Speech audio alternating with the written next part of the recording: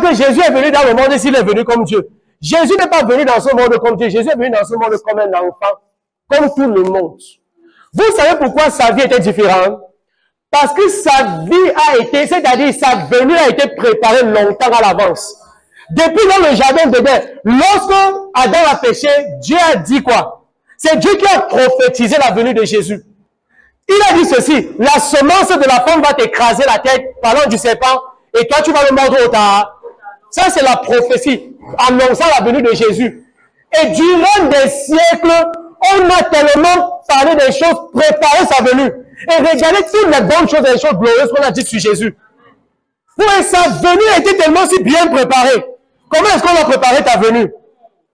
Parfois même, quand le père est en train de faire les rapports avec la mère, le père est même fâché. Pour le père, c'est que tu l'as. Et quand tu tes pieds là, je pense ça seulement, puis je quitte. C'est pas le mensonge. Les enfants, ils sont un peu fâchés. Fâchés. Et je suis en fait partie.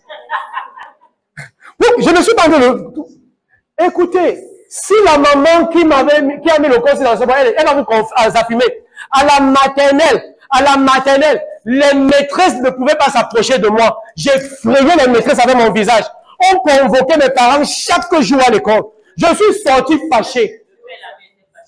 Quand je suis fâché, vous n'avez pas idée. C'est que mon visage était toujours foncé. Je suis le miracle de Dieu. Amen. Toujours foncé. Jusqu'à ce que les maîtresses ne parviennent pas à se rapprocher d'un enfant de la maternelle. Ce que je dis, c'est la vérité. Ta venue est comment? Chaque jour, le père d'abord même, il n'a même pas le temps de la mère. La mère se débrouille de son côté, le père se débrouille de son côté. Quand vous vous rencontrez aussi le soir, si on veut faire aussi, on se dit, vous croyez que vous avez fait, c'est quel genre d'enfant que vous êtes en train d'inviter? Elle a dit la débrouillardise. C'est la vérité, la débrouillardise. Non. Il y a l'atmosphère. Et ce n'est pas quelque chose que, ok, comme aujourd'hui je vais avoir les rapports avec ma femme, je commence à préparer les choses. Non, non. Il y a une façon. C'est-à-dire, ma bouche construit les choses dans son cœur. Son cœur vit dans un certain climat. Dans une certaine nature. Vous comprenez de quoi je parle? La venue d'un enfant se prépare. Et maintenant, on pense le type d'enfant qu'on va amener sur la scène. C'est-à-dire, quand tu restes, tu penses sa venue. Tu penses le type. Si tu veux un prédicateur, tu commences avec ton mari. Vous commencez à penser à la venue d'un prédicateur. Vous pensez à ça fortement, vous priez pour ça, et vous faites des choses en rapport. Vous allez amener un prédicateur au Père.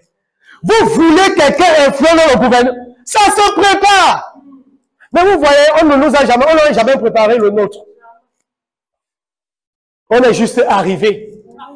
Et on a aussi grandi. On mange, le corps se développe. On mange, le corps se développe. On mange, le corps se développe. Et à l'intérieur, nous sommes comme des bombes, plus que des bombes atomiques. Et beaucoup de femmes, même aujourd'hui, dans leur mari, ne parviennent pas à être fidèles, pas parce que elle est infidèle. C'est que ce sont les informations qui sont en elle.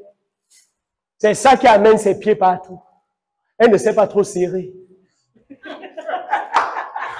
Vous blaguez, je suis sincère avec vous. J'ai voulu épouser une femme dans ma vie. Le Seigneur m'a pas dit ne l'épouse pas. Le Seigneur m'a dit ceci. Tu veux l'épouser, épouse-la. Mais sache que son pied est toujours écarté, partout.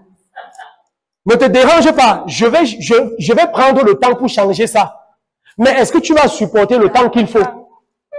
Donc, ça c'était la fin. Donc, il y a une fois dit que bye bye. Vous comprenez de quoi je parle?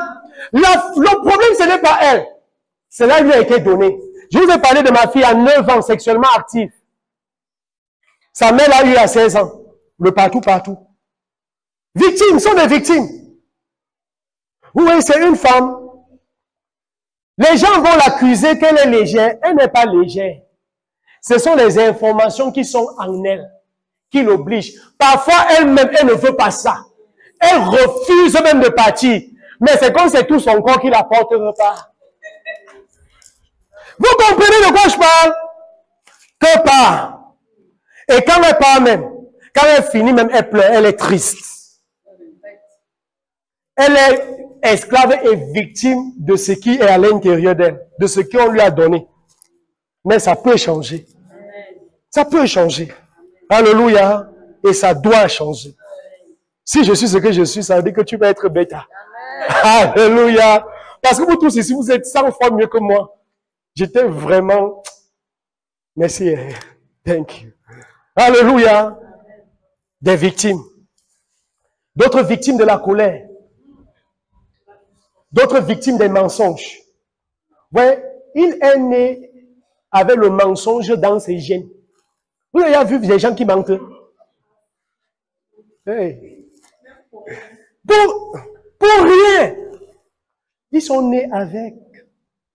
Vous voyez, ne jetez pas le blâme sur les enfants. J'aime toujours dire de la même manière que la Bible dit que tous les hommes soient trouvés menteurs et seul Dieu vrai. Si vous êtes dans des situations avec vos enfants, ne jetez aucun blâme sur l'enfant. L'enfant là, il est juste victime de tout ce qu'il est en train de vivre. Il est temps de voir les choses autrement et de l'aider plus tôt. Amen. Parce que quand vous ne regardez pas autrement, vous commencez à faire des choses, à dire des choses. Et quand vous faites ces choses, vous dites ces choses, vous les enfoncez encore. C'est pourquoi, à moindre rien, ils se réfugient dehors.